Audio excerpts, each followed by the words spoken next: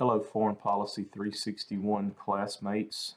My debate will be in response to Taylor Cottingham's stance that the United States should not continue to support Taiwan.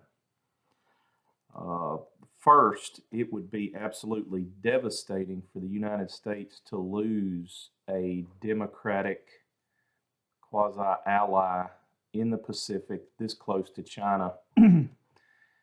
Secondly, the geography of Taiwan continues a chain that essentially creates a barrier from China accessing the greater Pacific. To lose Taiwan would breach that barrier and essentially allow China to have clear, clean access to the Pacific, which would essentially push our front line of defense through the Mariana Islands and back really to Hawaii. So there are some barrier type geography benefits to maintaining Taiwan. Not so much their independence or not so much their access to the UN or their status as a ally and trading partner to the U.S., but just not letting China have access to that island and to be a hopping off point into the greater Pacific.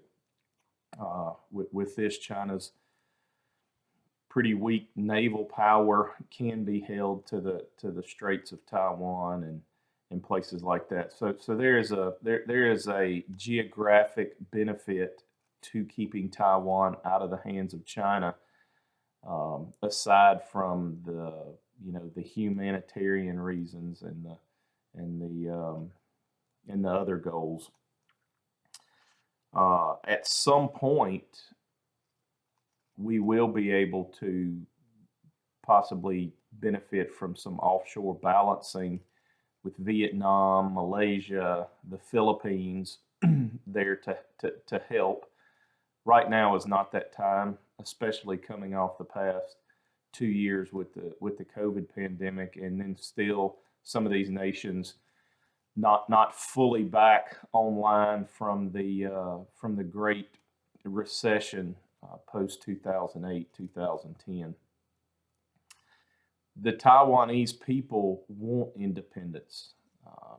I think a majority of them do feel and believe that they are Chinese. The story of how Taiwan came to be and Chiang Kai-shek and that separation between the nationalist and the communist.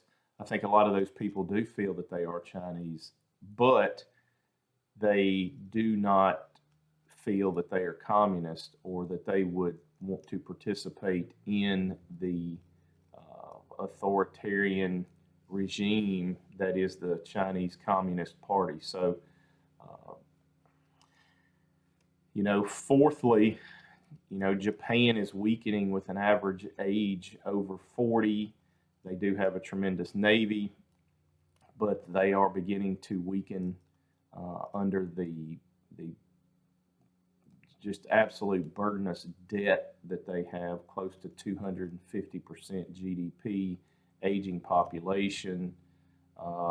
Japan is just not as nimble as they used to be, and not as youthful as they used to be in that region.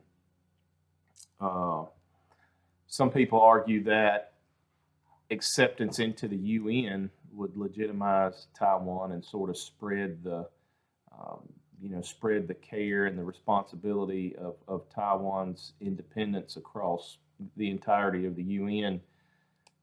I don't think that'll ever happen, but that's sort of an outlier that may bring about some spreading or dispersing of the assistance and recognition of Taiwan across the entirety of the UN, rather than just focusing it on an American and a Chinese problem. So there are humanitarian reasons, there are geopolitical reasons, there are military reasons, there are regional stability reasons. whether it's the semiconductor chip manufacturing.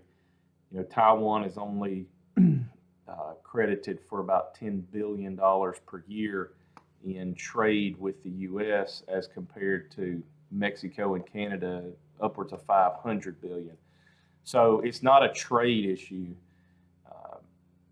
The humanitarian part is part of it, but mainly it is because it provides a link in the chain of barriers from China to have a jumping off point into the greater Pacific.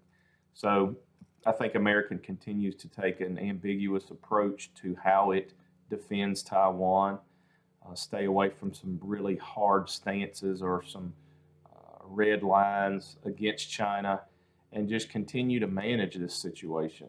There may not be a solution, but we need to manage it and manage it well. So that's my response. Hope that sheds a little light on why we think that America should continue to defend Taiwan and not just abandon it because of reasons that may entail spending extra money or continuing to look like the world's policeman. So, which is really what we are. So, thank you, everyone.